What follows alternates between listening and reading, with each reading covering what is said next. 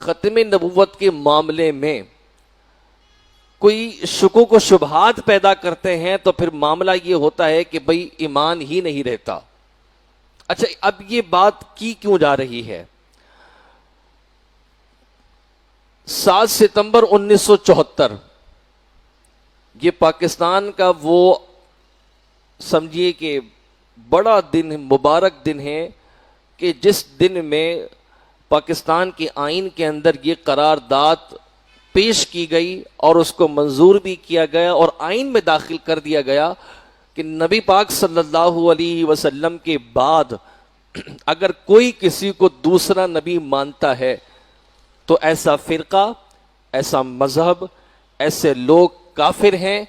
اگرچہ وہ داڑھی رکھتے ہوں، نمازیں پڑھتے ہوں، قرآن پڑھتے ہوں، لیکن مسلمانوں سے ان کا کوئی تعلق نہیں ہے،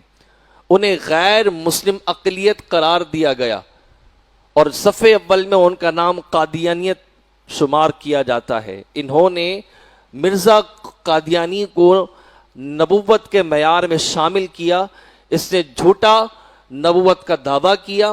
اور اس کے بعد جب پاکستان مارز وجود میں آیا، اب چونکہ اس وقت تو یہ چھپے ہوئے تھے، لیکن بعد میں آہستہ آہستہ مسلمانوں کی نظریات کے اندر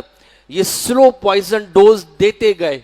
اور جب معاملہ بڑھتا گیا تو وقت کے علماء نے اس بات کی ضرورت کو سمجھا کہ اس فرقے کو، اس مذہب کو لگام ڈالی جائے تاکہ پاکستان جس نظریات پر بنا تھا اس نظریات پر قائم و دائم رہے، اور پاکستان کے سب سے بڑا نظریہ یہی تھا۔ اس کے آئین کی آپ جب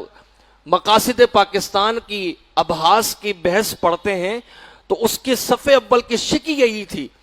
کہ نہ تو پاکستان کے اندر کوئی غیر اسلامی قانون بنایا جائے گا اور نہ ہی پاکستان کے اندر کوئی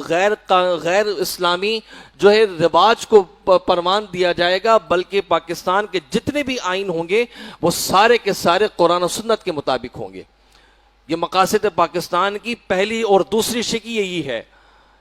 کہ پاکستان کے تمام وہ معاملات کے جو قرآن اور سنت کے مطابق ہیں وہی رائے عمل میں رکھے جائیں گے، اس کے خلاف جو بھی آئے گا اس کو ختم کر دیا جائے گا۔ اب اساس پاکستان کی بات تھی،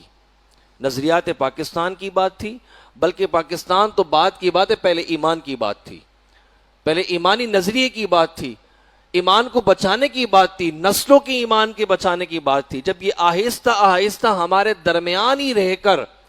ہمارے ہی نسلوں میں، ہمارے ہی لوگوں کے درمیان اپنے نظریات کو پروان چڑھانے لگے تو وقت کے علماء نے اس بات کی ضرورت سمجھی کہ اب اس کو لگام ڈالنی چاہیے۔ پھر ختم نبوت کے معاملے میں علماء اور پھر عوام کا ایک اپنا کردار رہا، لیکن یہ معاملہ بھی چل رہا تھا۔ اس معاملے کے